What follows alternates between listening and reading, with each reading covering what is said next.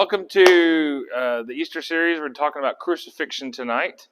And so I've been putting the Easter series under bradflight.com/Easter. And so the one that we did last time, talking about the triumphal entry, is available there. And it's in the middle with all my other blog posts that I have about Easter. So you can just go to bradflight.com/Easter. And so I just wanted to write that. So if you're here, maybe you found this video through the website. If not, you can certainly go there and look at it.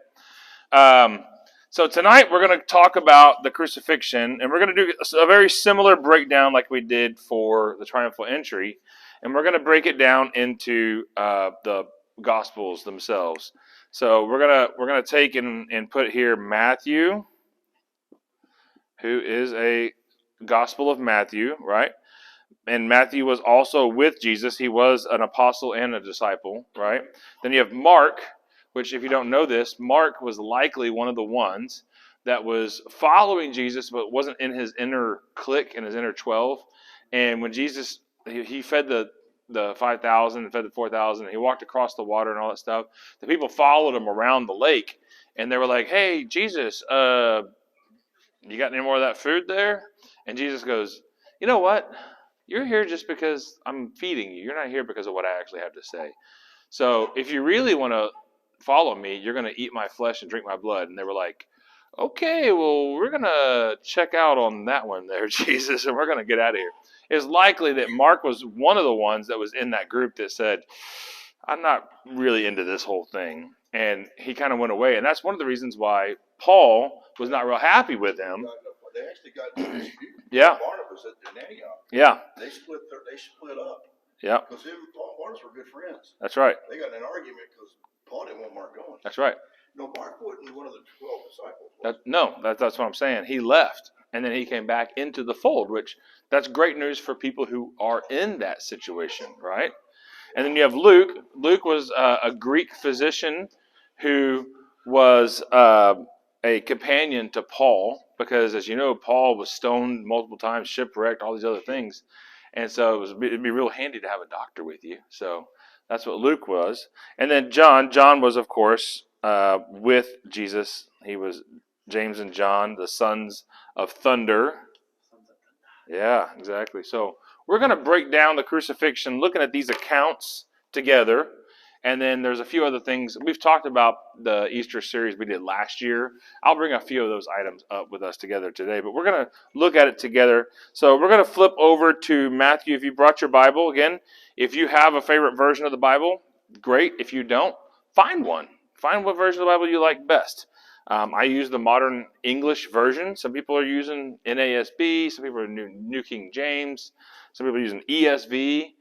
New International, okay? There's all sorts of great translations out there. I don't necessarily hate any one of them. We're going to Matthew 23. And so I don't necessarily hate any translation. I think some are a little bit better than others for certain reasons. Some are more relatable. Some of them are better. They're more closely related to the original Hebrew and the original Greek. Some are a transliteration where they're trying to make it the English word as close as possible. Some are a conceptual translation where we're trying to get the idea across to you more than the actual original words. Okay, so there's different things. And so it's good to be familiar with all the different ones. So we're in Matthew 23, and we're going to be in verses 29 through 36. So I'm going to read this together. This is not the only passage in Matthew, but we're going to start here. And then we'll talk about it, and then we'll go to the next passage in Matthew here. So Matthew 23, 29 to 36. This is Jesus talking. If your Bible's like mine, it's got red letters there, and that's what we attribute to Jesus speaking. Now, I'm going to say something real quick. I think in the case of Matthew, Mark, and Luke, they wrote the gospel accounts very, very quickly after Jesus' death and resurrection. So like you went and served in Vietnam, Mr. Mike. So it would be like you writing your memoirs in like 82, 85, like pretty close to when you were there. You didn't wait 50 years, right? So you wrote it pretty close. But John, on the other hand, John wrote his memoirs about Jesus something on the order of 50, 60 years later. That's when we were talking last week about secondhand or firsthand. Right. Right. Now, John was firsthand, but he waited. And so that doesn't mean that his account is wrong, but we see some of the stuff written into John, I think, is attributed to Jesus, but really it was probably John saying, I'm looking at it from this is what I experienced with Jesus, and now I have an understanding that this is what he actually came to do, and so I'm going to go ahead and put both of those concepts into this passage. Well, out of all those you got written down right there, John was the only true disciple, right? Because Matthew, Mark, and Luke, they weren't disciples. Matthew was. He was a tax collector that Jesus called. Yeah, he was in the original 12. Yeah. Okay. Yeah. Yeah, Matthew was, and John was. Mark and Luke weren't. They were second hand and third hand. You need to watch The Chosen, brother. The Chosen is good. The Chosen is really good. They do a really good job. And you would actually, if you haven't watched The Chosen, they actually go and do some of the culture historical stuff that we really enjoy. Yeah. You're like, ooh, they put that in there? Ooh, they did some homework. And it's stuff that people may not even recognize if you're not familiar with it. But they did. They put a lot of good stuff in there. All right, Matthew 23. 29 to 36. Woe to you, scribes and Pharisees, hypocrites! You build the tombs of the prophets and adorn the memorials of the righteous and say, if we lived in the days of our fathers, we would not have partaken with them in shedding the blood of the prophets. Therefore, you are witnesses against yourselves that you are sons of those who murdered the prophets. Fill up, then, the measure of your father's guilt. You serpents, you generation of vipers, how can you escape the judgment of hell?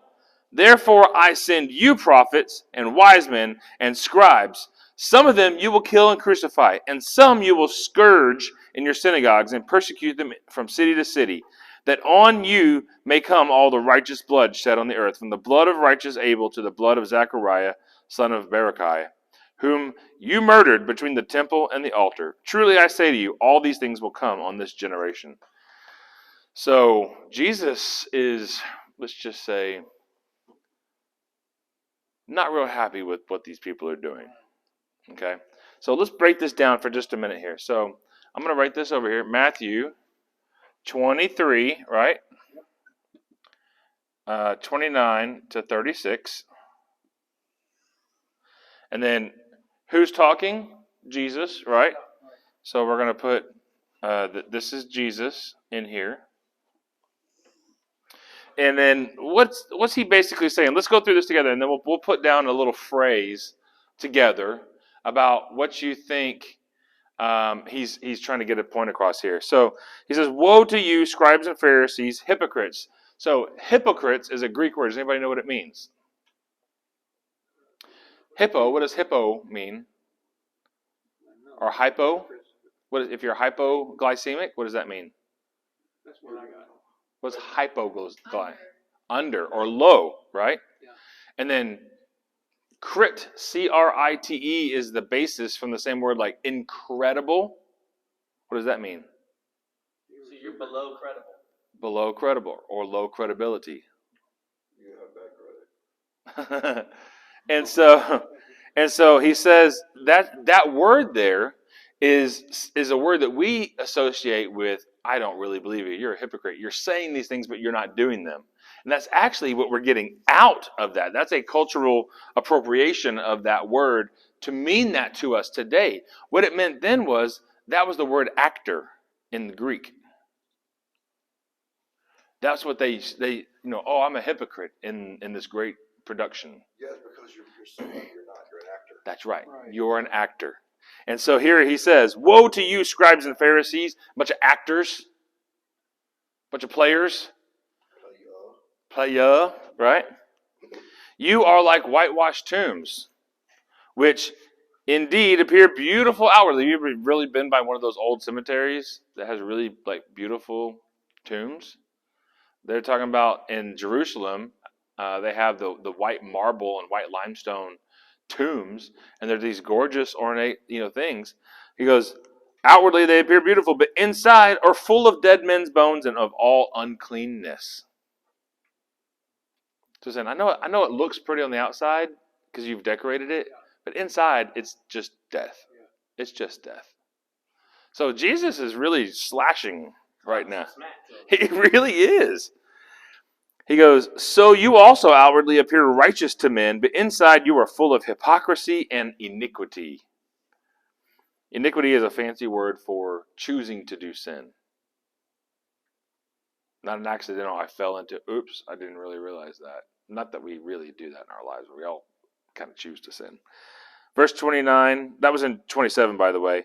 Verse 29, woe to you, scribes and Pharisees, hypocrites, he says it again. You build the tombs of the prophets and adorn the tombs of the prophets, and adorn the memorials of the righteous, and say, so he's saying, you guys are the ones that are making these fancy mausoleums and these fancy tombs, and you're decorating with all this stuff, and they look real pretty.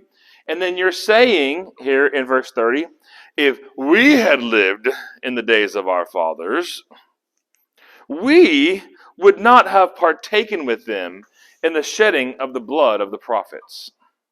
So it wouldn't be we wouldn't have killed the prophets for bringing the word of the Lord to us. That was our fathers. We would not have done such a thing. And so Jesus says in verse 31, okay, therefore, you are witnesses against yourselves that you are sons of those who murdered the prophets. It's like, so you acknowledge that your fathers killed the prophets. Right. Fill up then the measure of your father's guilt. So he's like, go ahead, tell me how much your fathers are guilty for it. Fill it up. Tell me. I mean, Jesus is laying into these guys, right? 33, you serpents, you generation of vipers, how can you escape the judgment of hell? And that's a question mark. That's not a self-help question. He's saying, how is it possible that you could escape from going to hell? I mean, you're just on that track. Okay? That's pretty powerful coming from Jesus himself. Therefore, I send you prophets and wise men and scribes. Some of them you will kill and crucify, and some you will scourge in your synagogues and persecute them from city to city, that on you may come all the righteous blood shed on the earth, from the blood of righteous Abel to the blood of Zechariah, whom you murdered between the temple and the altar. Truly I say to you, all these things will come on this generation. So he is foreshadowing that the people are going to reject the word of God coming through the prophets, and he's prophesying his own death, because he is the great prophet, right? So let's go to Matthew 27 now. Matthew 27, 24. Matthew 27, 24.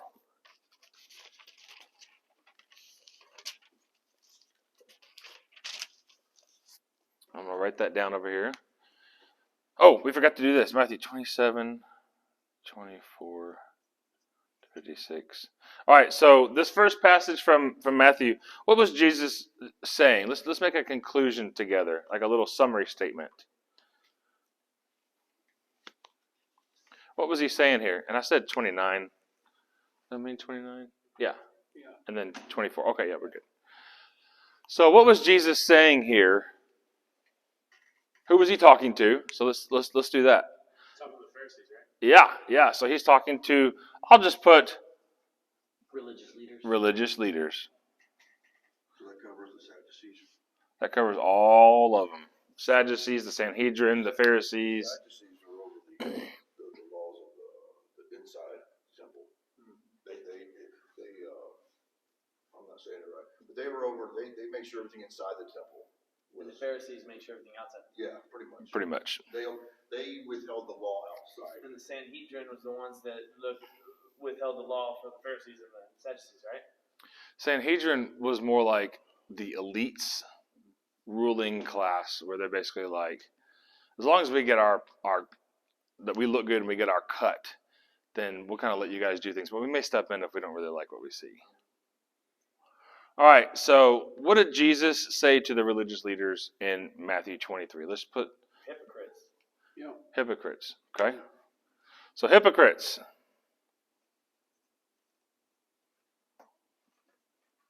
He called them a name, and then what did he say was going to happen? They're going kill prophets. Kill prophets. So hypocrites kill prophets. Murderers. All right. So let's go to Matthew 27 now. Matthew 27, 24.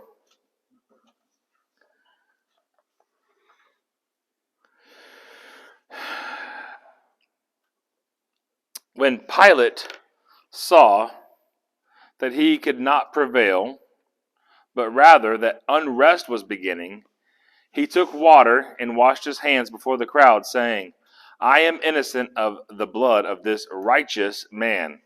See to it yourselves. Then all the people answered, His blood be on us and on our children. Dummies. Then he released Barabbas to them, but when he had scourged Jesus, he handed him over to be crucified. 27. Then the soldiers of the governor took Jesus into the praetorium and gathered the whole detachment of soldiers before him. They stripped him and put a scarlet robe on him, and when they wove a crown of thorns, they put it on his head and put a staff in his right hand. They knelt before him and mocked him, saying, Hail, King of the Jews! They spit on him and took the staff and hit him on the head. After they had mocked him, they took the robe off him, put his own garments on him, and led him away to crucify him. As they came out, they found a man of Cyrene, Simon by name.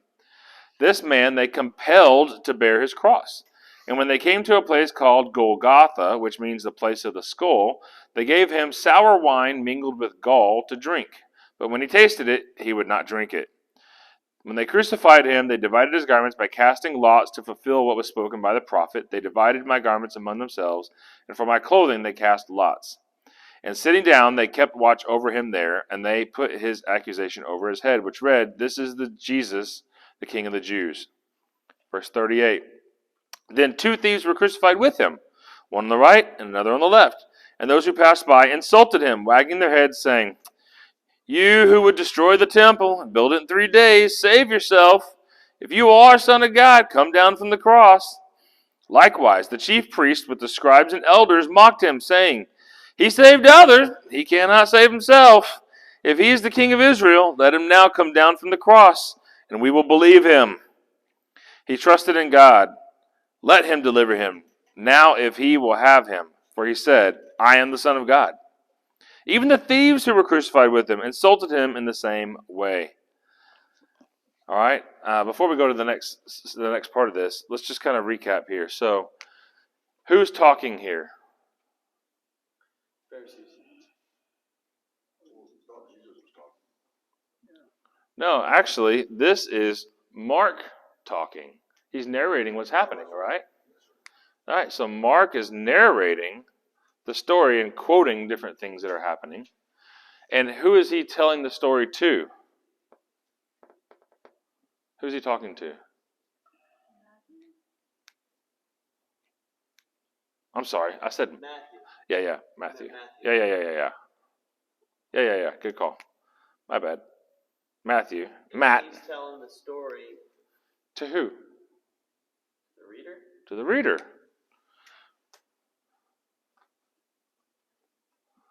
And what's he saying so far? That they're mocking Jesus. They are mocking him. Well, they're saying, you can say That whether Jesus refused to take himself off the cross. Ah. So, Jesus wouldn't save himself. Jesus wouldn't save himself. but you can save others.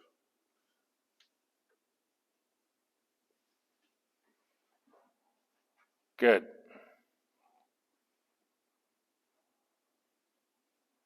Even the purple robe they put on him was to mock. Right. Because that was royalty. Correct. And the other thing I was going to point out is when you see in verse 25, then all the people answered, His blood be on us and on our children. Remember, we just came from Matthew 23. And he was like, okay, so your fathers are the ones who killed the prophets. Then you're admitting that, you're part of that lineage, And so it's carrying down to that generation. So there's a basic idea there that's being passed along. They're basically saying, yeah, well, but they did kill the prophet. We would never have done that ourselves. Remember Matthew 23. And then they're doing it. And then they're doing it, and here they are doing it. Isn't that amazing? I mean, we are 4 chapters, 3.5 chapters later, whatever it is. And they're saying, well, if this had been in our time, we would never have. And here they are doing it. Okay? So let me continue now in verse 32. I'm sorry, verse 45. Now from the 6th hour until the 9th hour. So this is a special, okay? So what hour? 6 to the 9. So 6 p.m. to 9 p.m. No. 6 a.m. to 9 a.m. When did they start their clock? Our clock starts at midnight, right? So that's 0 hours or 2400 hours, and then it's 1 minute, 2 minutes, and then 1 hour, 0, 100, 200. So this is the 6th to 9th hour. From when? Well, what we know is that they utilize a 6 a.m. start date. That is their start time. Ours is midnight. They use 6 a.m. So from the 6th to the 9th hour tells us what time.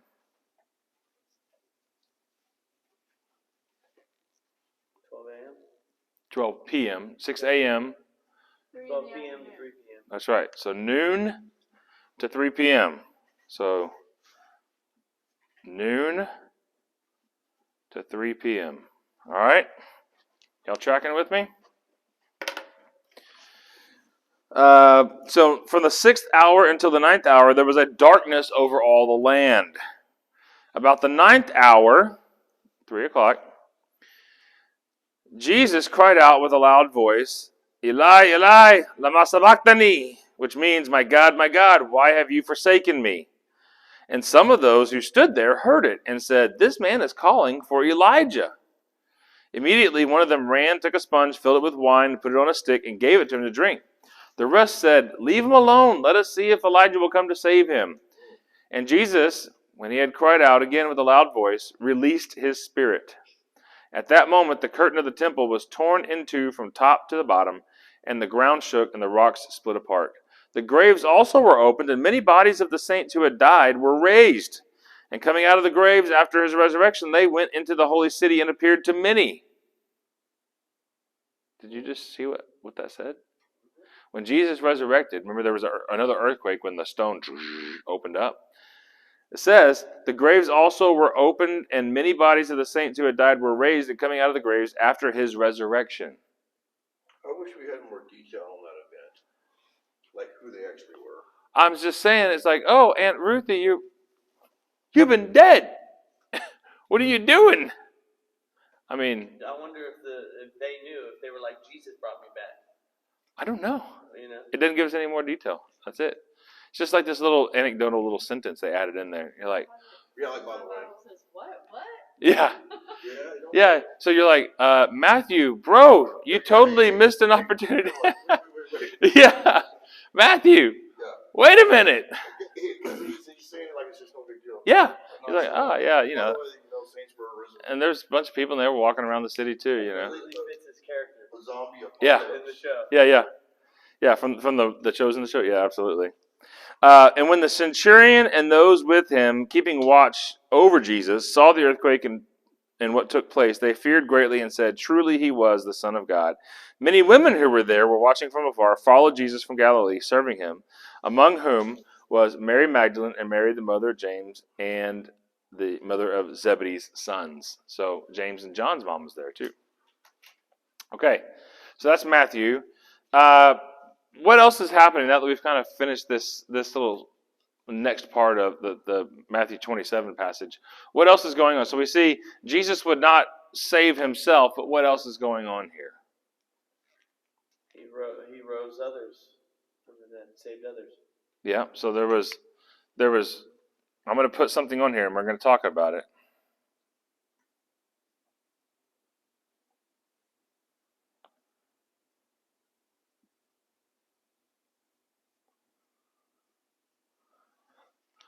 First fruits of resurrection. First fruits of resurrection. What does that mean? So, what we're going to do, I'm going to work you through this. There was the festival of unleavened bread, and that started on a Sunday, the first day of the week, and it went for 7 days to Saturday. Okay? And on this particular week when Jesus was crucified, the Passover happened to fall on Friday, the day of preparation, going into Sabbath on Saturday. You know, that's why Joseph of Cyrene, he was there for the Passover. He was there representing the Mediterranean. He's from the island of the Mediterranean. Because we know from the writing of Josephus, Cyrene is an island in the Mediterranean Sea. And that's where Simon was from. Pretty cool. I like it. So he was there for the Passover too. He was there. So this is the Feast of Unleavened Bread. F-O-U-B. Feast of Unleavened Bread. Okay? Starting this very next day, this Sunday of this next week, was another 7-day festival. It wasn't one that was as popular, but it was immediately another festival. And it was the Feast of First Fruits. And what they did is they would go out into their barley harvest, because barley would plant and grow pretty quickly. And they would go out in the barley harvest and they'd say, okay, I've got, let's just say this whole room is the barley harvest, right? Our field. You'd be like, okay, I've got like about, this much barley that I could grab right now. The rest of it's just not mature enough yet. It hadn't grown up yet. But I'm going to take this, whoosh, and now I'm going to go sacrifice this. I'm going to go give it to God. It's my first fruits from my field. And I'm going to thank God that he's going to give this, knowing, I'm having faith that he's going to fill up this whole field with this. The first fruit of this is going to result in all of this. So Jesus, what day does he resurrect? Sunday. And that's the beginning of the first fruits. And what does it say here? Matthew 27, verse 52. The graves also were opened, and many bodies of the saints who had died were raised and coming out of the graves after his resurrection. So the first fruits of Jesus was more resurrection. Coming with that promise that there's going to be a greater resurrection for all the other saints. Isn't that awesome? There's no accidents. There's no accident like, that this happens, this timeline. No. Jesus fulfilled every single step. He fulfills everything. Okay? So, that's why I put first fruits of resurrection. Does that make sense now? All right. Let's go see what Mark has to say. Let's go to Mark 14. Mark 14, 53.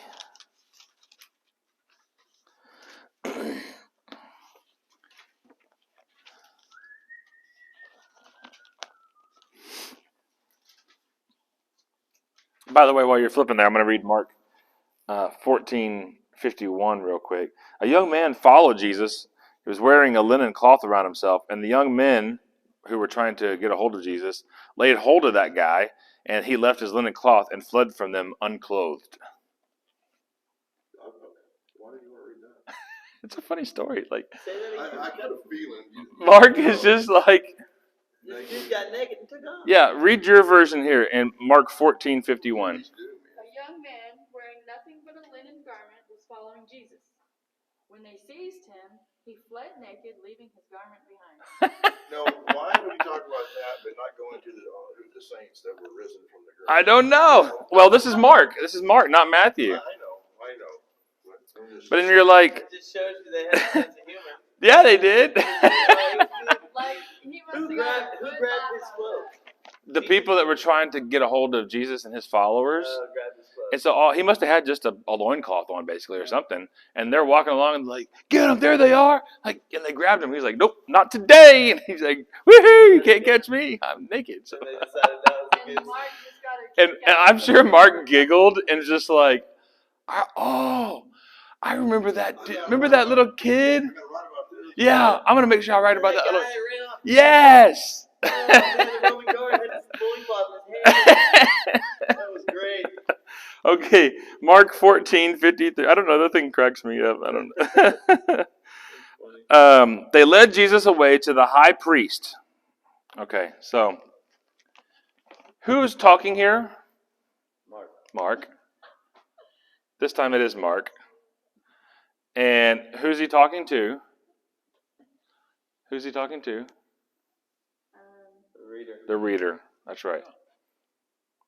Okay. I should have put that down a little bit further, but whatever. It's fine.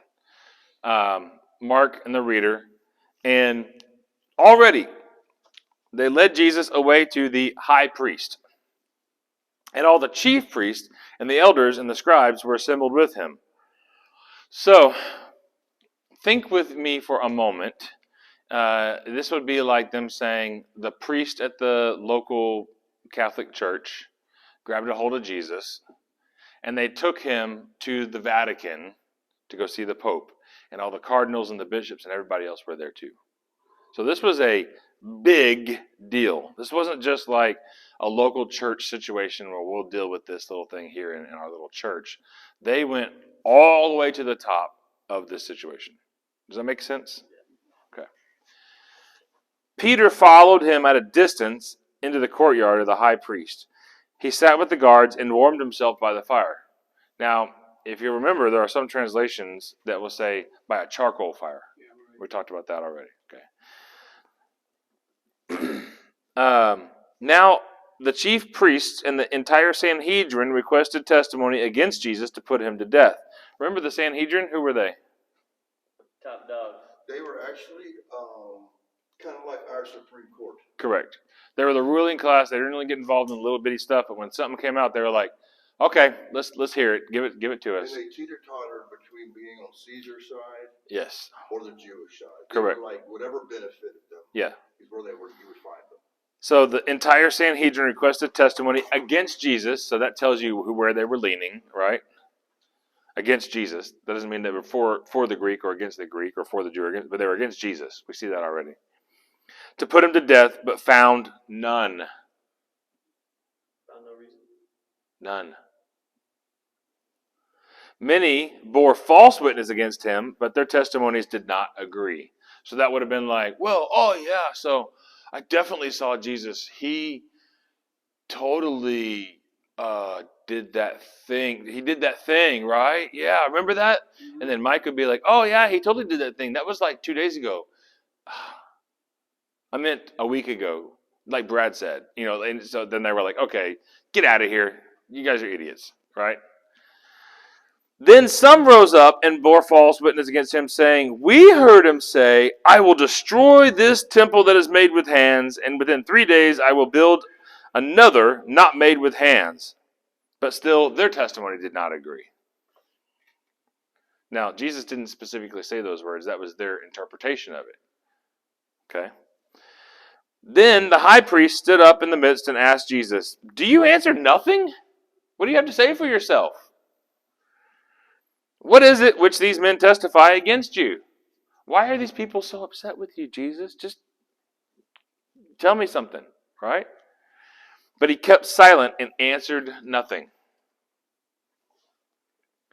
Again, the high priest asked him, are you the Christ, the Son of the Blessed One? Because they wouldn't say the name of God, right? So, are you the Christ, the Son of God? And Jesus said, I am. Because God is the great I am. That's right. Boom, I am. I mean, there's no question. Right. And you will see the Son of Man, he refers to himself as the Son of Man based from Daniel, sitting at the right hand of power and coming with clouds of heaven, which is from the Daniel prophecy, which that would have made them like, not only did he just say he's the Son of God, but that he's going to sit at his right hand and come and judge us. We're the religious leaders. So, verse 63, the high priest tore his robes which is a very Jewish way of saying, yeah! And it wasn't the Hulkamania, you know. Macho Man Randy Savage. What need do we have any further witnesses? For us, what do we need? We don't need. You heard them right here, guys. You have heard the blasphemy. What do you think? They all condemned him as guilty unto death. Now, hold on a second here. What did we talk about in Matthew 23? I know this is not Matthew, this is Mark, but what did we talk about in Matthew 23? That Jesus would not save himself. That Jesus wouldn't save himself, and They're all hypocrites. if we had been in our father's generation, we would never have done. I mean, you can't. Here we are. Okay, so when Jesus calls, Like a generational curse to me. when Jesus calls them hypocrites, actors, low belief, He's foreshadowing. and he's not just calling out the scribes and Pharisees. I think he's calling out all of them, starting with the scribes and Pharisees. They all condemned him to guilty unto death. Then some began to spit on him and to blindfold him and to strike him, saying, "Prophesy!" And the guards struck him with the palms of their hands, saying, basically, who hit you? Was that Mike? Was that Chris? Huh? Who was it? Was it Big Chris? My children. Yeah, it's being Childish. very childish. All right, so let's go to 15, verse 1 now. I'm going to skip this little part in here. That Peter's denial, that's not what we're talking about. We're talking about crucifixion, so I'm sticking to it. Early in the morning, so when? We have a time. 6. Early in the morning. Well, we don't know. We don't have a time here. But we don't have an exact time, so I'm just going to put early. A.M. Now, early in the morning, if 6 o'clock is the first hour, I'm going to guess that's probably pretty early, unless they were using a different timeline where 12 midnight was the beginning of the day and it was early in the day. So I don't know. Okay? I always thought it went in all night. I agree. And when we read other passages, we'll see that. But this is an interesting little nuance. Okay? Early in the morning, the chief priests held a consultation with the elders and scribes and the whole Sanhedrin. And they bound Jesus and took him away and handed him over to Pilate. Now, I'm going to tell you right now, if it was 2 or 3 in the morning, probably not likely Pilate's going to be really interested in talking to them. Right? I mean, let's just think about that. Yeah. So, likely, it probably was 6, 7 in the morning then. They're like, okay, yeah, let's go ahead and get Pilate up now. I don't think he'll be too mad if we get him up now. Does that make sense? Is that plausible? Okay. And Pilate asked him, "Are you the king of the Jews?" I mean, he just straight out, "Are you the king of the Jews?" And he answered him, "You said it. You have said so. You have said so. You said it. It is as you say." The chief priest accused him of many things, but he answered nothing. So Pilate asked him again, "Do you answer nothing? See how many things that they testify against you?" But Jesus still answered nothing, so that Pilate was astonished. So Pilate is the governor of Syria and Israel. And he's Roman, and he's there to try to get back in the good graces of Caesar, basically. He answered to Tiberius Caesar back in Rome. That's right. And he didn't want to have a big problem because he was put there because there's problems. Okay. So he was astonished that this guy is not saying anything. These religious people are really upset about it, whatever reason. And so, verse 6 here, let's go to verse 6. Now at the feast, he always released to them one prisoner, whomever they requested. So at the feast, that would not have been the feast of first fruits. That would have been the feast of unleavened bread. Right? Because Jesus is not dead and resurrected yet. So it was this week, not the first fruits.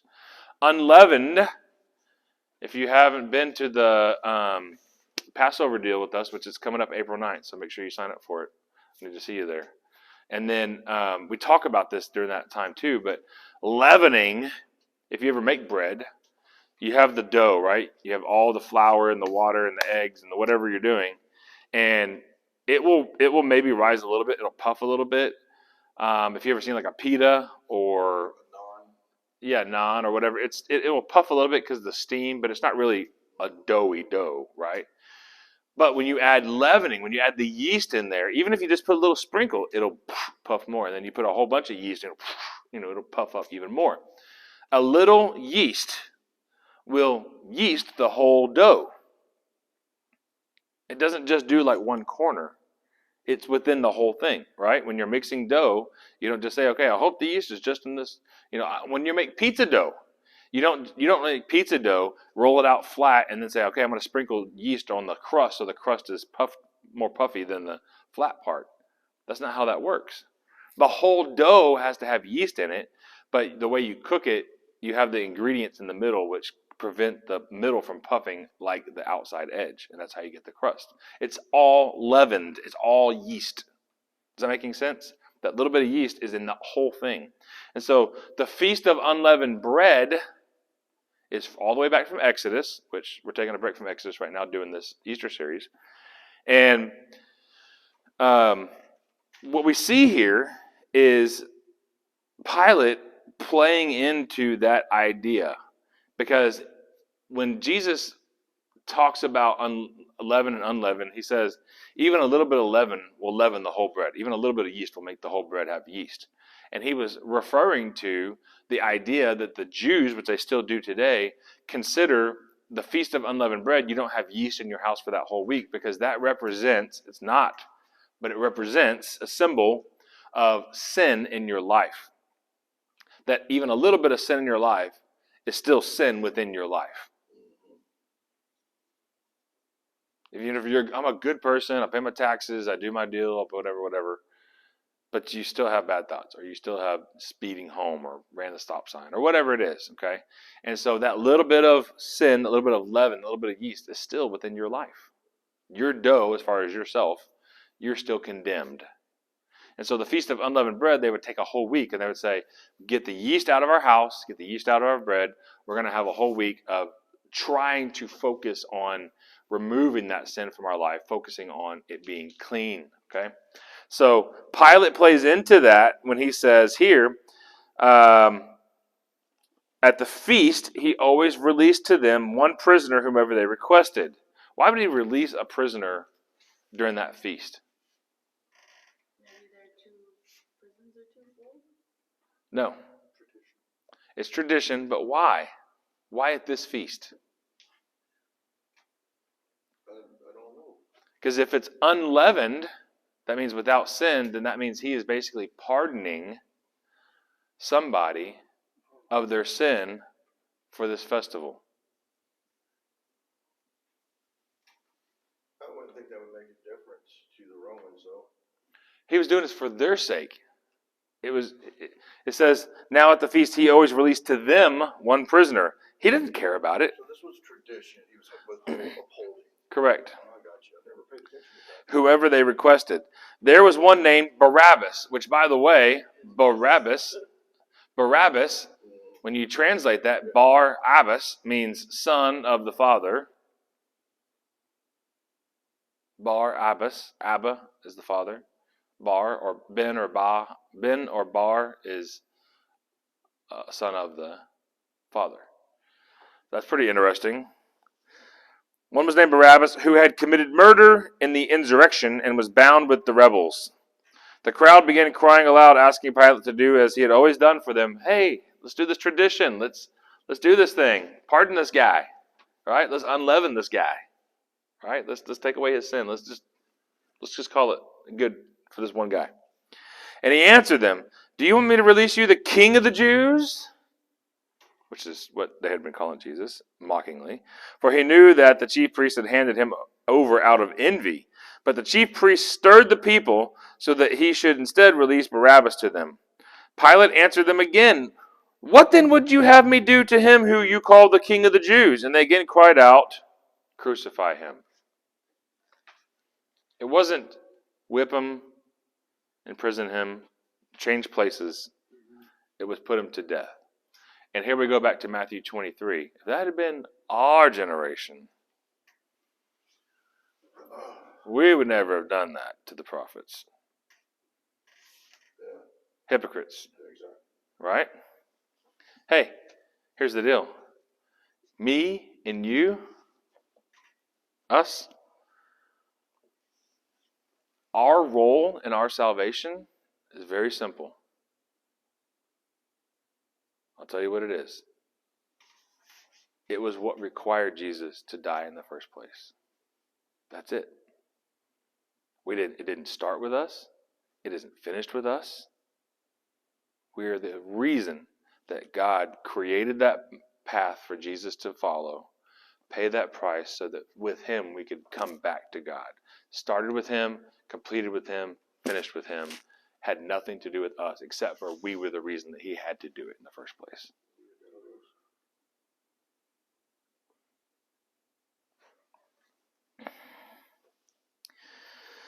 So they cried out, "Crucify him." And Pilate said to them, "Why?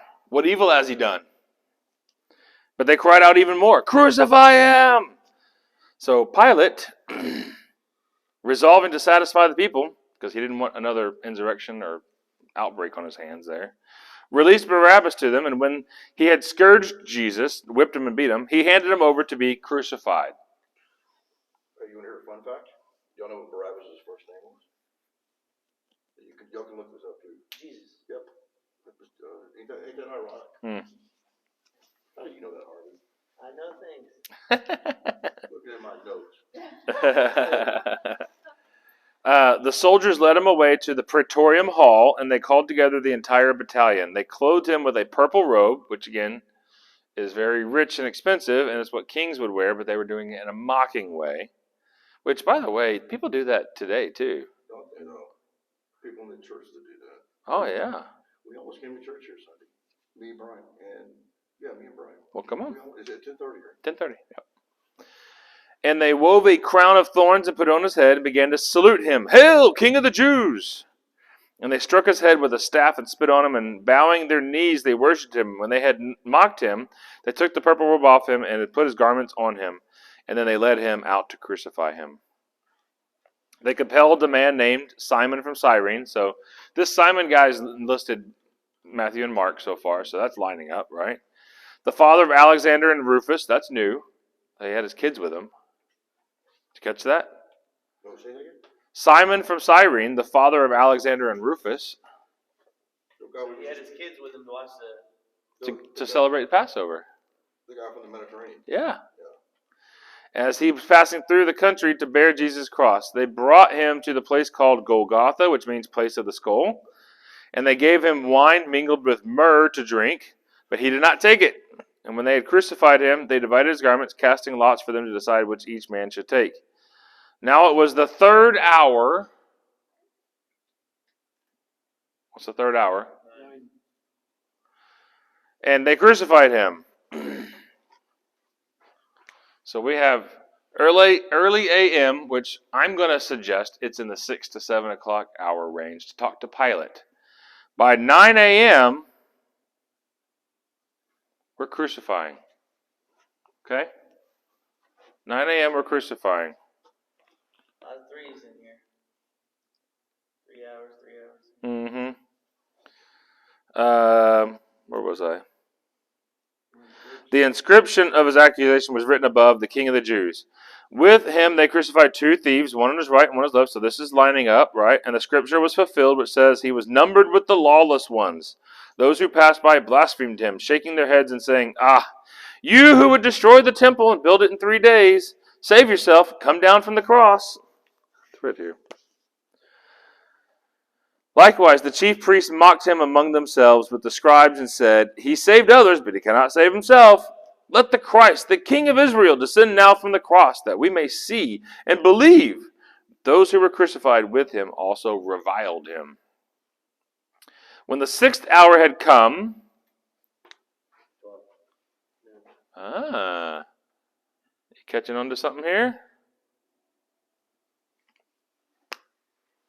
When the 6th hour had come, there was darkness over the whole land until the 9th hour. There it is. Oops. Okay. So he mentions a 9 a.m. time for the start of the crucifixion. He doesn't mention when it starts, but they do confirm that from noon to 3 it was dark. Yeah. So, does that mean one of them was wrong? Mhm.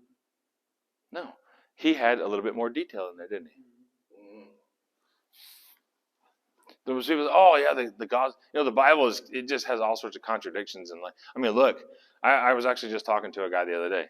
I'm trying to help him. He's got family that's in a cult, and so he's reaching out to me for advice on how to help him get his family out of the cult, how to counteract the arguments they're making.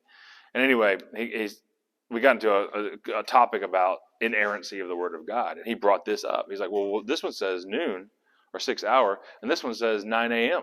Well, they're trying to search for anything. I know. And I said, just because I said, listen, if you had, let's just say that you worked for, I don't know, what's a big company? Exxon. You worked for Exxon, and you had an all-day conference. And they said, hey, the conference starts at 9 a.m. sharp, be there. But sometime between noon and 3 p.m., they fired all the employees. You may or may not write in your notes that the meeting started at 9 a.m., but you're for sure going to write between noon and 3, they fired all the employees, right? Yeah. So I was like, you can't just say that just because one person doesn't say it started at 9 a.m. doesn't mean that it didn't start at 9 a.m. The most important factor was the noon to 3.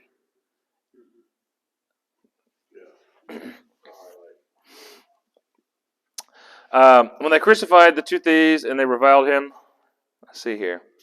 The 6th hour had come, there was darkness over the whole land until the 9th hour, and at the 9th hour Jesus cried out with a loud voice, Eloi, Eloi, lama sabachthani, which means, my God, why have you forsaken me?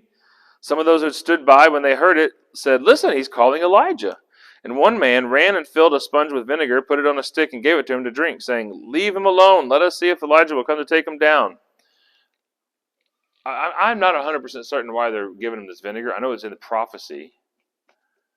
It's in Psalm 22, but as soon as Jesus is like, my God, why have you forsaken me? They're like, oh, this guy needs a drink of vinegar. Was that the first thing? They used vinegar also back then. It had healing properties, but they used it to clean. But I don't know why they gave it. Probably because it just tasted nasty. I'm guessing. I don't know. But he was just like, I got an idea. This guy's in a great agony between him and his God, and I got an idea. Let's give him a drink of vinegar. What? Just stick it in his face to shut him up. I've heard some theories on this, but I think it was just to be crude. Yeah, but it's prophesied, and so he fulfills the prophecy by doing that, right? Crazy. But when Jesus cried with a loud voice and gave up the spirit, and the curtain of the temple was torn in two from top to bottom, when the centurion who stood facing him saw that he cried out and gave up the spirit, he said, truly, this man was the Son of God. And there were also women looking on from a distance, among them who were Mary Magdalene, Mary mother of James and the Less, and of Joseph, and Salome. They also had followed him and administered to him when he was in Galilee, and many other women who came up with him to Jerusalem were there. James the Lesser is probably not a comment about the fact that dude was not a very good dude. He's less than. It's probably because there was two different sized guys. It'd be like Big Chris and Chris. Yeah, that's what I was thinking too. Probably Big Chris and Little Chris. Mine says younger. Or younger and older. Jason the younger. Okay. So, Mark, let's write here. I'll go ahead and fix it here because I don't want us to get off track. Before we get much further, Yeah. What do you think the myrrh was? The wine mixed with myrrh just to make it That's a good question. taste bad? More torture? Well, the myrrh represents death, because that's what you would wrap a body in. You would with myrrh. Correct. That's what they gave him at his birth.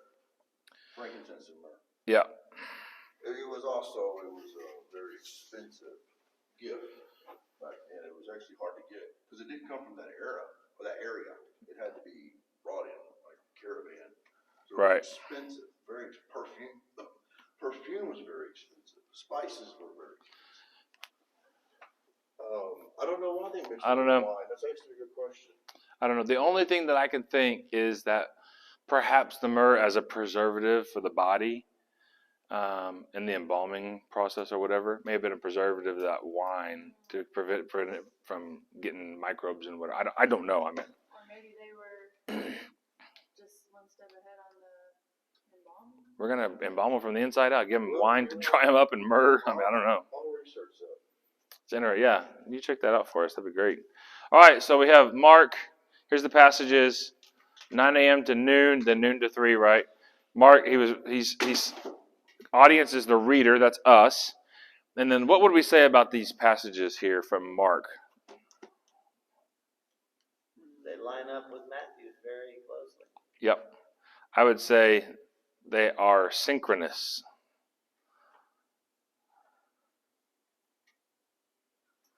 Synchronous, that means they line up with time, they line up with their activity. They're traveling on parallel pathways, okay? Very close. All right, so let's look at Luke now. Luke 17.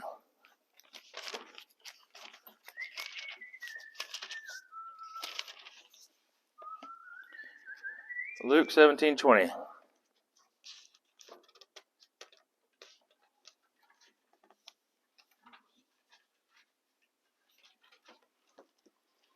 I'll go ahead and write that while you're turning there. Luke 17:20. We're going to go to 36 here.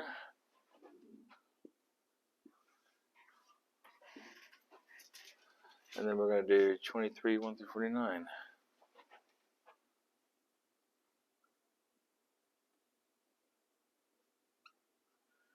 Okay. 17:20. All right. When he was asked by the Pharisees when the kingdom of God would come, he answered them. Who's he? Jesus. I got red letters here.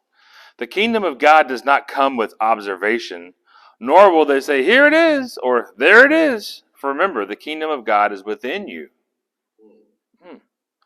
Then he said to the disciples, the days will come when you will desire to see one of the days of the Son of Man, but you will not see it. They will say to you, look here and look there. Do not follow after them. For as the lightning flashes and lights up the heavens from one side to the other, so will the Son of Man be in his day. But first, he must suffer many things and be rejected by this generation. What does that sound like? But first, he must suffer many things and be rejected by this generation. I mean, that's Jesus. That's right. First he must suffer many things. And be rejected by this generation. This generation. So Jesus is talking about hypocrites kill prophets. And that this generation is included. Right? That's right. Just as it was in the days of Noah, so will it be in the days of the Son of Man. Remember, he was like, I'm making a great ark because he's going to flood because of the great sin. And they're like, rain? What are you talking about? We don't get rain. You're a weirdo, man. So they just ignored the prophet who was telling them of impending doom. They were eating, drinking, marrying, were given in marriage until the day when Noah entered the ark. Then the flood came and destroyed them all. You notice that just describes normal life. Mm-hmm. They were just living normally, but they were absent from God because they didn't have faith or they didn't believe Noah was the only one. But it wasn't saying that they were being horrible and they were sinning and they were just living normal life, but they were living. I mean, they were sinning, of course. We know that. I mean, it doesn't say that they were doing horrible things. They were just living normal life apart from God. Yeah. Which many of us all do. Yeah. Okay. Likewise, as it was in the days of Lot, they ate, they drank, they bought, they sold, they planted, they built. But on the day that Lot departed from Sodom, fire and brimstone rained from heaven and destroyed them all. It wasn't because they weren't warned. If you remember, Abraham prayed on behalf. He was like, hey, would you spare them? And then the angels were like, we're going to destroy the city. And Abraham was like, okay, well, what if there was like 50 people in there that was good? Remember they talked about that? Okay, well, I'm thinking about, what if there was like 20 people that were good? Would you save the city? What if there was like 10 that were good? Okay, what if there was like 5 that were good? Would you save the city?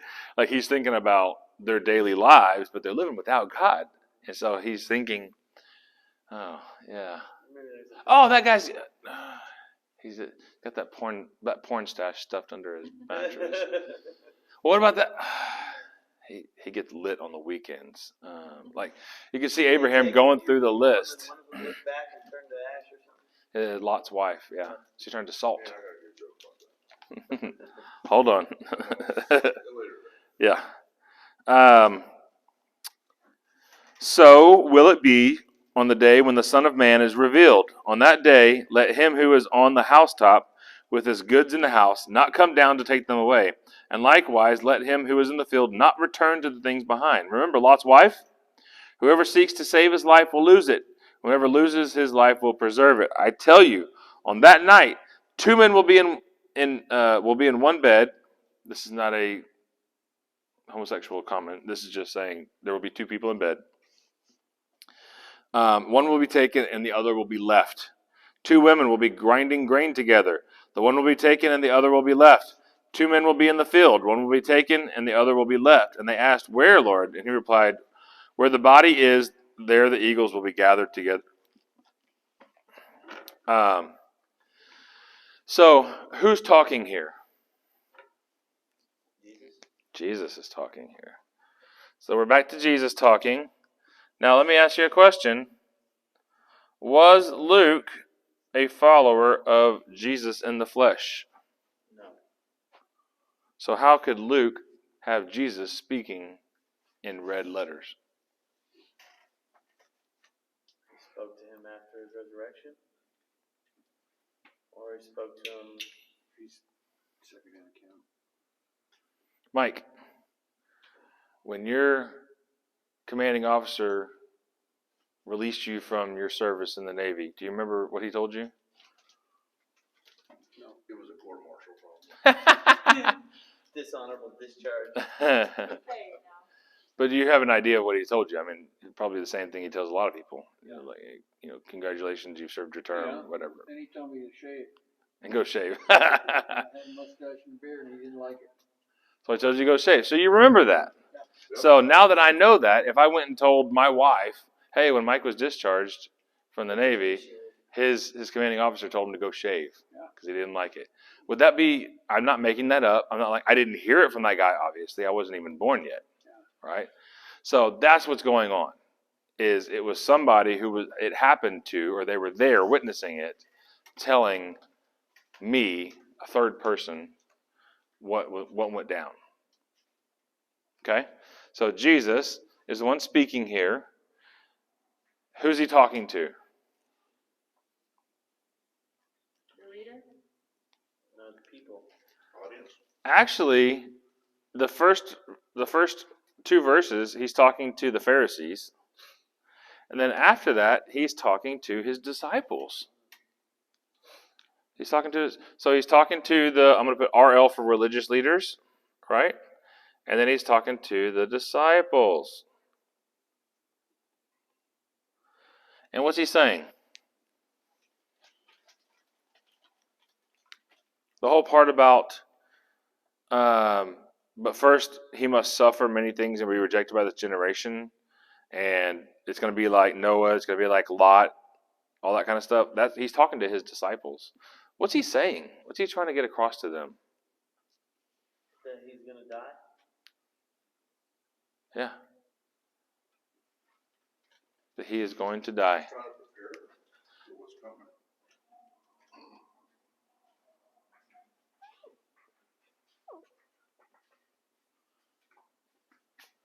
He's trying to prepare them for his death. Prep for his death. I'm sure that's hard to tell people that love you so much, when you know how you're going to die and when you're going to die and all that. It's hard to say, like if I knew my death was going to be in 2 weeks, would I call everybody and be like, I'm dying in 2 weeks? Or would I just try and live and see them and talk to them? And, would you really want to say, I'm going to be dead tomorrow? Well, they're probably also wondering, like, well, how do you know that? Mm-hmm. Like if you told me you're down in 2 weeks, okay, well, some details. Yeah. Well, wait a minute. Tell me. That might distract from his teaching and what he's trying to, you know what I mean? So you can't, I mean, because now if I call my parents and tell them I'm dying in a week, now every time we talk, the only thing we're going to talk about is how we can prevent me from dying in a week. Right. You know what I mean? That's true. I also think that he is talking to them this way because they believe him. Oh, I'm sorry, they believe in him, but they don't necessarily believe him. Yeah, I think so too. I think they believe in him as the Messiah, but they don't believe him. Not that they think he's lying, but it's like, Maybe he's little. you're right here in front of me. You're Jesus, like you like raised Lazarus from the dead. What are you talking? How are you going to die? Exactly. How can you die? You're God. How can you die? Maybe they're thinking it's another parable. Yeah. Oh, he's waxing eloquent again. Here he goes. Trip again. Yeah, I can see that. I'm just saying possibly, right? So prepare or prep for his death. Okay. Now let's go to the next section here, which is 23, Luke 23, 1 through 49, and then we're going to be in John, and then we'll be done for the night. I like the participation style of these. Plus, it's good to break down the scriptures. Hopefully, you're learning yourselves to kind of read through the Bible and kind of break it down yourself a little bit to understand. Okay, let's do some what I talk to my kids, data mining. Like you go into the mines to mine for ore, gold ore or whatever. You're data mining. You're breaking it down. So we're supposed to collect data. Yeah, Scientists collect data. that's right. So we're data mining the gospel account of the crucifixion. That's what we're doing. All right, chapter 23 of Luke, verse 1, and action. Then the whole assembly rose and led him to Pilate, and they began to accuse him, saying, "We found this man perverting our nation and forbidding us to pay taxes to Caesar, and saying that he himself is Christ as king, is Christ a king." So Pilate asked him, "Are you king of the Jews?" And he answered, "You truly say so." Then Pilate said to the chief priests and the people, "I find no fault in this man." But they insisted, saying, "He stirs up the people, teaching throughout all Judea, beginning from Galilee to here." Now hold on. Before we go to this next section here, I want you to see this. He says, "We found this man perverting our nation and forbidding us to pay taxes to Caesar." Do you remember that whole conversation? He actually didn't say that at all. They said, "Here's the gold temple coin, and here's the one that has Caesar's face on it." And you couldn't give these Caesar face ones to the temple. You had to change it so you had the temple ones you could give, right? Because they didn't want to have anything of idolatry related to the temple. And they said, "Well, what about this? This has Caesar." And he goes, "Give to Caesar what belongs to him, and give to God what belongs to God." What in that was saying, don't pay your taxes? He told them to pay taxes. He told. He's basically saying, pay your taxes. And Yeah. pay your bills, he's saying. But that just shows you how they twist it. They twisted, they perverted. I know people like that. They're the ones who perverted his word. That's right. These are low credibility hypocrites. Isn't that crazy? Not too crazy when you think about it. Well, I guess that's true too. People ain't changed at all. They're still like that. Still the same. They're not manipulators, man. All right, verse 6, 23:6. When Pilate heard of Galilee, he asked whether the man was a Galilean. And when he learned that he belonged to Herod's jurisdiction, he sent him to Herod, who was also in Jerusalem at the time. So hold on a second. Do you remember the story about Peter? And they were talking, and they were like, "You must be with that Jesus fellow." He's like, "What are you talking about?" Denied him 3 times. And he said, "But you've got a Galilean accent." They said, "Peter, we know that you must be with Jesus from Galilee because you got that Galilean accent." Yeah. So maybe from Galilee they got a little talk like this, and you could tell the people from Galilee they ain't exactly the same as those down Houston. Man, I know someone like that. I know something like that. So you can see Peter saying, "Oh, I don't know no Jesus. I don't know what you're talking about, man." And they said, "Well, you just did it again." "No, I didn't. I don't know no Jesus around here." "Oh, you just did it again." Like, But he changed it. Like, no, I did not. What was that guy King of the Hill? You couldn't understand what he said. Boomhauer. Boomhauer. Oh, Yeah. Boomhauer. Yeah. But here's the deal. I want you to look at something. Pilate is sitting there, and when Pilate heard about Galilee, he asked whether the man, Jesus, was a Galilean. Why do you think he needed to ask Jesus? Well, are you from Galilee? Because Jesus didn't have a Galilean accent. Because he's from Nazareth. Nazareth is still in Galilee. It's still in the northern part up there. It goes back further than that. It goes back to our Christmas series. He lived in Egypt, though. When he grew up, he studied with the Coptic Jews in northern Egypt, and he was born in Bethlehem. And he was probably a couple of years old as he was starting to learn to talk. He was actually born in Bethlehem, which is in Judea, the southern part, south of Jerusalem. So his accent was likely not that of Galilee. So Jesus would have been talking like this, not that I don't have an accent, but I would have been talking like this, I'm saying, for example. But all the people with Jesus from Galilee, Matthew, James, John, Andrew, Peter, all them guys talking like this right here. They go, hey, we got this Jesus over here, and I'll tell you, the Jesus fantastic, he's the most best thing everything you see. You're going to get some Jesus. And so, like, those guys are from Galilee. And so you can see Pilate going, are you from Galilee? Really? And so that's what we see here in verse 6. And when he learned that he belonged to Herod's jurisdiction, he sent him to Herod. So Herod, who tried to kill Jesus as a baby, is Herod the Great. His son, Herod Agrippa, is the guy who's in charge underneath Pilate of the northern part of Israel at this time. So Herod's son. I know it just says Herod, but it's actually Herod's son because Herod the Great is dead. So it can't be the guy from the dead. And so he was like, "Oh, you're from Galilee? I didn't catch any accents." Okay, if that's actually the case, I don't really find any fault in this guy. I'm going to send you over to, and you know what? He happens to be in town. So, who was also in Jerusalem at that time? What a coinky dink. Why do you think he was there? Passover. Yeah, I don't think he was worshiping for Passover. I think he was partying for Passover. Okay? When Herod saw Jesus, he greatly rejoiced. Jesus, my main man! For he had desired to see him for a long time because he had heard many things of him, and he was hoping to see some miracle performed by him. And he questioned him with many words, but he gave no answer. And the chief priests and the scribes stood by, vehemently accusing him. Then Herod with his soldiers despised him and mocked him and dressed him in a fine robe and sent him back to Pilate. So he gave Herod nothing. And Herod was like, okay, I'm bored with this guy. Get him out of here. Send him back to Pilate. And you can see Pilate being like, I got to deal with this guy again. Then Herod with his soldiers despised him, mocked him, and dressed him in fine robes, sent him back to Pilate. On the same day, Pilate and Herod became friends with each other, having previously been at enmity with each other, with bitterness or hatred against each other. Enemies. And this is because they both didn't want to pull the trigger on killing Jesus. They're both like, weird dude, maybe. Got some people flustered over here. Doesn't deserve to die. I mean, just take him, get him out of here. Okay. So we're in verse 13 now. Pilate called together the chief priests and the rulers and the people and said to them, you have brought this man to me as one who incites the people, and truly I, having examined him before you, have found no fault in this man concerning the things of which you accuse him. No, neither has Herod, for he sent him back to us.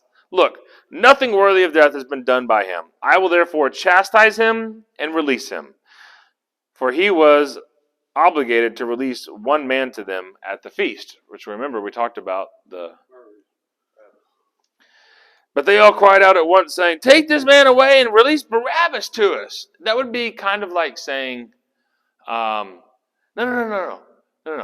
You're going to keep Jesus, and you're going to release Charles Manson to us. Release Manson! Release Manson! And you're like, what? The people were incited into hysteria. And it was terrible choice, obviously, but it had to be to fulfill Scripture, which is what we saw in Luke 17. I have to go through this, guys. It has to happen. This man had been thrown in prison for an insurrection in the city and for murder. Therefore Pilate spoke to them again, desiring to release Jesus, but they cried out, "Crucify him! Crucify him!" He said to them a third time, "Why? What evil has he done? I found in him no cause worthy of death. I will therefore chastise him and release him." But they insisted with loud voices, asking that he be crucified. And the voices of these men and of the chief priests prevailed. So Pilate gave the sentence as they demanded. He released to them the man who was thrown in prison for insurrection and murder, whom they asked for, but he sentenced Jesus according to their will. Talk about mob rule. As they led him away, they seized Simon of Cyrene, who was coming from the country, and they laid the cross on him to carry it. So that lines up, right? A large number of people followed him, including women who mourned and lamented him. Jesus turned to them. So we've been talking about the accounts so far in Matthew and Mark have said, hey, there's a lot of women following Jesus too. But here, Luke points out that Jesus actually turns and talks to them. And he says, "Daughters of Jerusalem, weep not for me, but weep for yourselves and for your children. Listen, the days are coming when they will say, 'Blessed are the barren, who never bore and never nursed.' Then they will begin to say to the mountains, 'Fall on us,' and the hills, 'Cover us.' For if men do these things when the tree is green, what will happen when it is dry?" That's powerful, man. It's like, if these guys are doing this when I'm here, what's going to happen when I'm gone? Two different men who were criminals were also led with him to be killed. When they came to the place which is called the Skull, different, but not really. Didn't use the word Golgotha here. But it says Golgotha translated means the place of the skull. So different, but not really. There they crucified him and the criminals, one on the right and one on the left. And Jesus said, "Father, forgive them, for they know not what they do." And they divided his clothes by casting lots. The people stood by watching, but the rulers with them scoffed, saying, "He saved others. Let him save himself if he is the Christ, the chosen one of God." And the soldiers also mocked him, coming to him and offering him sour wine, saying, "If you are the king of the Jews, save yourself." An inscription was written over him in letters of Greek and Latin and Hebrew. "This is the King of the Jews." One of the criminals who were hanged blasphemed him, saying, "If you are the Christ, save yourself and us." But the other one rebuked him, saying, "Do you not fear God, seeing you are under the same sentence? And we indeed justly, for we are receiving the due reward of our deeds, but this man has done nothing amiss." And then Jesus said to him, "Lord, remember me when you come into your kingdom." Jesus said to him, "Truly I tell you today, you will be with me in paradise." Now hold on. We're going to go to verse 44 here. It was now about the 6th hour. So here we are. Now about the 6th hour. We're lining up nicely. And darkness came over the land until the 9th hour. So there it is. I'm going to talk to you about 3 p.m. here in a minute. And the veil of the temple, while the sun was darkened, and the veil of the temple was torn in the middle, and Jesus cried out with a loud voice, "Father, into your hands I commit my spirit." Having said this, he gave up the spirit. And when the centurion saw that what had happened, he glorified God and said, "Certainly this was a righteous man." All the crowds who came together to that sight, witnessing what occurred, struck their chests and returned. But all those who knew him and the women accompanying him from Galilee stood at a distance, seeing these things. So, we see here that passage was written by Luke, right? And who was he writing to? Us, the readers.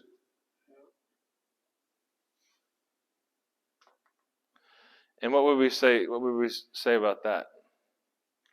It also was synchronous. Yep.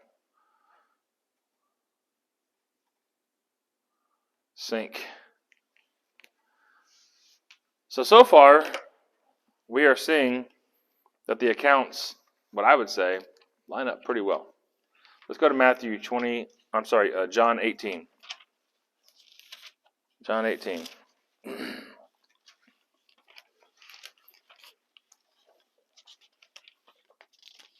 While you're turning, I'm going to get a drink of water.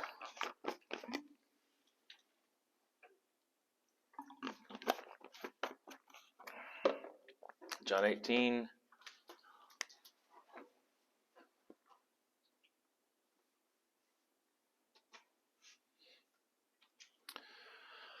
to 14, and then 19 to 24.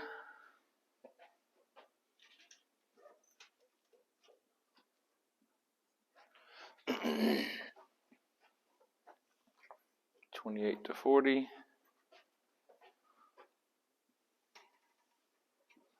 And remember, I'm not doing Jesus being denied by Peter, so I'm skipping those parts. That's what's going on there. 19, 1 through 30. And 19. All right, let's get through John. Let's figure out this crucifixion thing. 18, 12 to 14. Then the detachment of soldiers and the commander and the officers of the Jews arrested Jesus and bound him. First, they led him to Annas, for he was the father-in-law to Caiaphas, who was now high priest that year. I'm going to stop right there. The high priesthood was carried on through the lineage of the firstborn son. Now, this was a lineage that did not originate from Aaron like it was supposed to be. It was corrupted. The highest bidder got it about 100 years before Jesus. The highest bidder went in there and bought it, and so I want my line to be the high priest. They were like, okay, for enough money, that's fine. Okay, so this is not really the biblical high priest. This is a pseudo high priest. But if you'll notice here, in 18 verse 12, 13, they led him to Annas, for he was the father-in-law to Caiaphas. So Annas was, or I said firstborn son. It's passed down through the family lineage, and then maybe Annas didn't have any sons, so it went to his son-in-law, Caiaphas. But Caiaphas was the high priest. But you notice they didn't take Jesus to Caiaphas; they took Jesus to Annas. Annas was the previous high priest in the temple before Caiaphas. So it would have been like using presidents, for example. It would have been like saying, we know that Biden's president right now, but we're going to go take him to Trump first and get his advice before we go take him to Biden. Okay? Whatever you think politically, I'm just giving you an example. Okay, doesn't matter. Now it was Caiaphas who advised the Jews that it would be expedient that one man should die for the people. So Caiaphas, the high priest, the most holy one of the people, of the Jews, says, it's better for that dude to die than all of us to get killed, or a bunch of us to get killed. Let's just kill him. Because it's just causing a riot. This is causing an uproar in the city. And if Rome marches in here, they're going to squish it hard. A bunch of people are going to die. Let's just kill Jesus and get it over with. Does this sound like a religious leader? Sounds like a politician. Okay? Joseph ben Caiaphas. There you go. Oh, I did see that. Yes, you're right. Yeah, and it's kind of crazy. I did see that. I saw a picture of it. Or it has like a corner of it or whatever. Yeah. Yeah, they found it again. Yeah, that's cool. Got his name inscribed. Yeah, pretty cool. Really cool. So let's go to John 18:19. The high priest then asked Jesus about his disciples and his teaching. So, hey, tell me more about yourself here. And Jesus answered him, I spoke openly to the world. I always taught in the synagogue and in the temple where the Jews always meet, and I said nothing in secret. Why do you ask me? Ask those who heard me and what I have said to them. Certainly they know what I said. And when he had said this, one of the officers who stood by struck Jesus with the palm of his hand, slapped him. saying, "Is that how you answer the high priest?" Jesus answered him, "If I have spoken evil, bear witness of the evil. But if well, why do you strike me?" And then Annas sent him bound to Caiaphas the high priest. So you see, they're trying to get something out of him, and he is just. They're trying to get him to incriminate himself. They're trying to get him to incriminate himself, and he's just not. And so they're not real happy though. They're bouncing him around all over the place. Okay. So let's go to 28. Then they led Jesus from Caiaphas to the praetorium. It was early. Remember we talked about that? It was early. So we're still tracking along on our timeline, right? It was early a.m. I'm going to say somewhere in the 6, 7 o'clock range. I could definitely be wrong.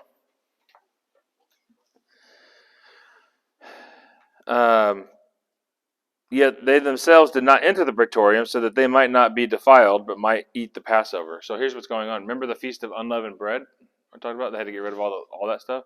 It also means not going into an unclean place.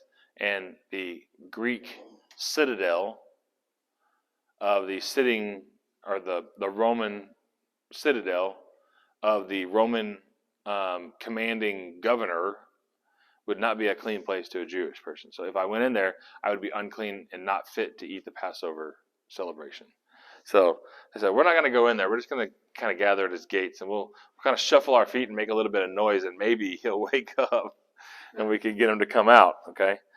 Pilate then went out to them. So he woke up, went out to them, and said, "What accusation do you bring against this man?" And they answered him, "If he were not an evildoer, we would not have handed him over to you." So they didn't say, "Here's what he did. He murdered somebody," or "He did this." They just said, "Well, if he wasn't so bad, we wouldn't have to hand him to you." Which is erroneous. They answered. Then Pilate said, "Take him and judge him according to your law." Y'all go deal with this thing. This is get out of here, right? The Jews said to him, "It is not lawful for us to put anyone to death. This is where we are. I know you've been sleeping, but we've been burning the midnight oil here." And that saying of Jesus might be fulfilled, which spoke, signifying what death he would die. Again, Pilate entered the praetorium, called Jesus, and said to him, "Are you the king of the Jews?" And Jesus said to him, "Are you speaking of your own accord, or did others tell you about me?" So this one, he doesn't say, "You have said it so." This one, he's like, "Are you the one who's asking that, or is that because of what they said?" You're just saying that because that's what they said. Okay. Pilate answered, "Am I a Jew? Your own nation and the chief priest handed you over to me. What have you done?" And Jesus answered, "My kingdom is not of this world. If my kingdom were of this world, then my servants would fight, that I would not be handed over to the Jews. But now my kingdom is not from here." Therefore Pilate said to him, "Then you are a king." Busted, right? And Jesus answered, "You say correctly that I am a king. For this reason I was born, and for this reason I came into the world, to bear witness to the truth. Everyone who is of the truth hears my voice." He just says it right there, people. Why did Jesus come into the world? Jesus himself said, "I came into this world." I'm going to read it again. This is John 18:37. "You say correctly that I'm a king. For this reason I was born, and for this reason I came into the world, to bear witness to the truth. Everyone who is of the truth hears my voice." And so Pilate says, "What is the truth?" And when he said this, he went out again to the Jews and said to them, "I find no guilt in him at all." But Jesus was saying, I was born to bring the truth of the gospel here. That's what I was born to do. I wasn't born to be a ruler over nations, to win over peoples, to gather up chariots, to make lots of money, to have a big throne room. This is what I was meant to do right here.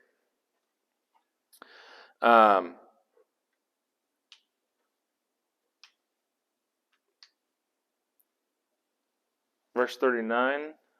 "But you have a custom that I should release someone to you at the Passover. Do you therefore want me to release to you the King of the Jews?" And they all shouted again, "Not not this man, but Barabbas. Now, Barabbas was a robber. John says Barabbas was a robber. Now, I'll put it this way. Remember, he's writing this like 60 years after all this stuff went down. John doesn't necessarily, like, if you ask me right now, like, what all did Jeffrey Dahmer do? Well, I remember he's like cannibal, killed people, whatever. I can't tell you exactly how many people he did that to or whatever. I just know he's a bad dude and he was in, whatever. Well, John died in like 100 AD, Patmos. Right. So this was not that far. He had to have written this not long. Probably 98. Yeah, I'm thinking, man. But that's like 60, 65 years after it happened. Yeah. So what I'm saying is he's saying Barabbas, he's acknowledging Barabbas as a bad guy. He's like, he's probably like a robber or something. He was in jail for something. He didn't necessarily remember. So here's the first time where we see something asynchronous that's not lined up. And this is where John says, now Barabbas was a robber. Barabbas wasn't a robber. At least that's not what the other three tell us. The other three tell us he started an insurrection and he murdered. John says he was a robber. I don't think he started an insurrection and in the process of robbing homes, murdered people. I mean, possibly. That's possible too. I'm not saying that Brad is like 100% figured this out. I'm trying to work through myself in the data mining process. These three say murder and insurrectionist. This one here says robber. I'm thinking that he's like, yeah, he was a bad dude at the time. I can't even exactly remember what was But happening. he got death. Or he robbed people's lives. But he was awaiting a death sentence, right? He was awaiting sentence, yeah. So I think that's more important than exactly what he did. And John, again, he wrote this much later, so the details like that weren't as important. Like he's important on the Jesus details, but on like Barabbas, I don't know. They were asking for Barabbas instead of somebody else. And isn't it funny because of Jesus, a sinner was saved. Barabbas, a murderer, a sinner was saved. Yeah, that's right. That's a great way to put it.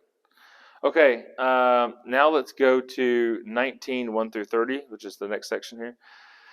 Then Pilate took Jesus and flogged him. The soldiers twisted a crown of thorns and put it on his head, and they put a purple robe on him, and they said, "Hail, King of the Jews!" And they hit him with their hands.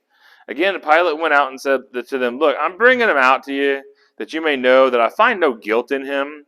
Then Jesus came out wearing the crown of thorns and the purple robe, and Pilate said to them, here's the man. Like, I beat him up for you. I mocked him, maybe embarrassed him, I don't know. But, here's your guy. Is this really the one you want?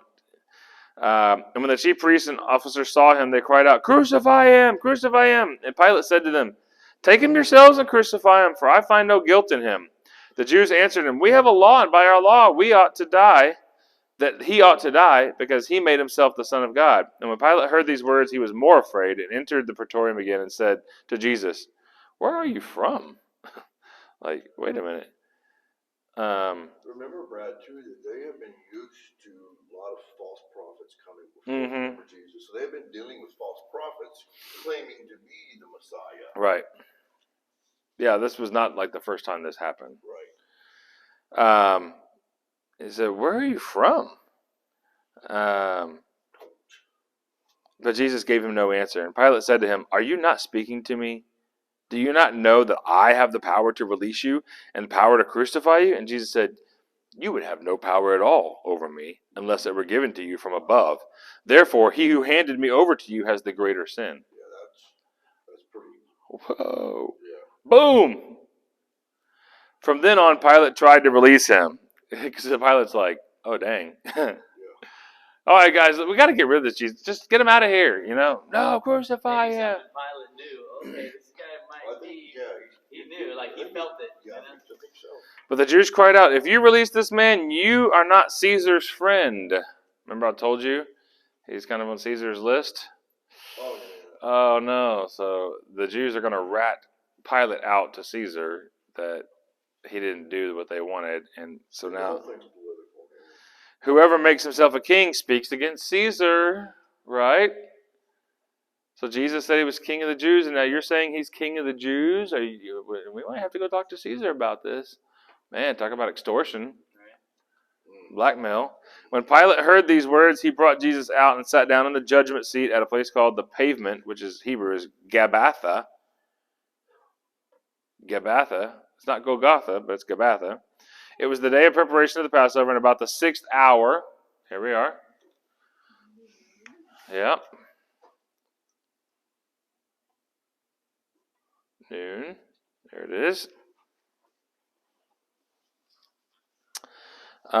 He said to the Jews, "Here is your king." But they shouted, away with him, crucify him." Pilate said to them, "Shall I crucify your king?" And the chief priests answered, "We have no king but Caesar." Then he handed him over to be crucified. So they took Jesus and led him away, and he went out to a place called the place of a skull, which in Hebrew is called Golgotha. So there's Gabbatha and Golgotha, where they crucified him, and two others with him, one on either side, Jesus in the middle. Now, if you'll notice here, up to this point, John's like very quick, like, oh, he's on the cross, he's already there. There's no Simon the Cyrene who's helping carry the cross. Like, he's very just like, I remember seeing him on the cross. I don't remember, like, yeah, because 65 years later, he's just kind of hitting the highlights, right? Pilate wrote a title and put it on the cross saying, Jesus of Nazareth, King of the Jews. Many of the Jews read this title, for the place where Jesus was crucified was near the city, and it was written in Hebrew and Greek and in Latin. The chief priests of the Jews said to Pilate, "Do not write King of the Jews, but he said, I am King of the Jews." Pilate answered, "What I have written, I've written." Yeah, he ain't redoing it. He ain't redo. I'm not going to redo that. That's what he believed that he was. I'm curious if Pilate maybe at the end there was kind of like, Wasn't sure.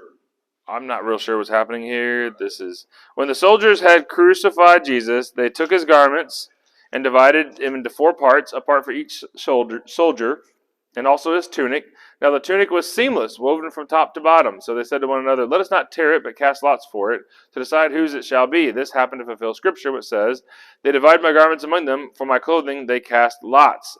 Therefore the soldiers did these things, but standing by the cross of Jesus were his mother's sister, Mary the wife of Clopas, and Mary Magdalene. And when Jesus saw his mother and the disciple whom he loved, standing nearby, he said to his mother, "Woman, here's your son." Then he said to the disciple, "Here is your mother." From that time the disciple took her to his own home. After this, Jesus, knowing that everything was now accomplished, that the scripture might be fulfilled, said, "I thirst." So here, instead of saying, my father, why have you forsaken me? My God, why have you forsaken me?" Which is what we saw in these. He just yells out, "I thirst." And somebody, a bowl full of sour wine was placed there, so they put a sponge full of sour wine on hyssop and held it to his mouth. And when Jesus had received the sour wine, he said, "It is finished." And he bowed his head and gave up his spirit. Different, but not really. I mean, what do you think? So now that they say sour wine, that makes more sense of just like being crude and Yeah. torturous. Yeah. So it's a little different, but not really. I mean, really, it's not. It's just he kind of hits the highlights here. Now, hyssop is a branch of a herb, and it's actually what they were asked to. This is interesting. I don't know if I was going to get this, but I'm glad you asked the question. Hyssop was also what they said in the Passover in Exodus. Remember, this is Passover when this is happening. In Passover, they were supposed to take hyssop and dip it into the blood of that lamb and put it on the doorpost so that the angel of death would pass over. And so here we see they're using the sour wine with the hyssop to give something to drink to the Lamb of God who's on the cross, who's going to take away the eternal death from us. This is pretty interesting. There's a great connection there with the hyssop. Yeah. But one of the things that I want to make sure that I hit on, that all of them talk about, and they say it in different ways, but I'm going to write it out here for us, that Jesus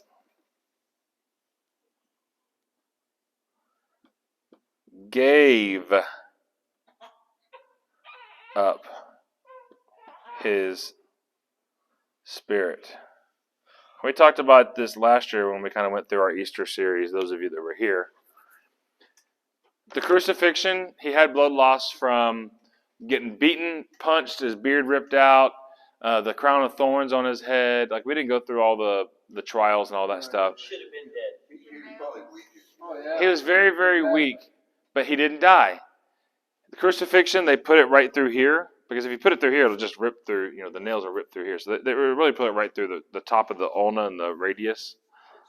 Right through there. And he'd have some blood loss there, but it'd be really painful with the major nerves going through there and stuff. Still didn't die. Literally, all four of these in some way or another say that he gave up his spirit. He said, all right, I've accomplished all things. I'm done. It is finished. Right. Not they took my life from me. I give my life for them.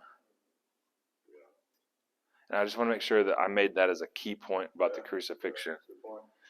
All right, that's the crucifixion. Good teaching, man. Hope you guys enjoyed it, learned something new. Join us next time. Have a good night.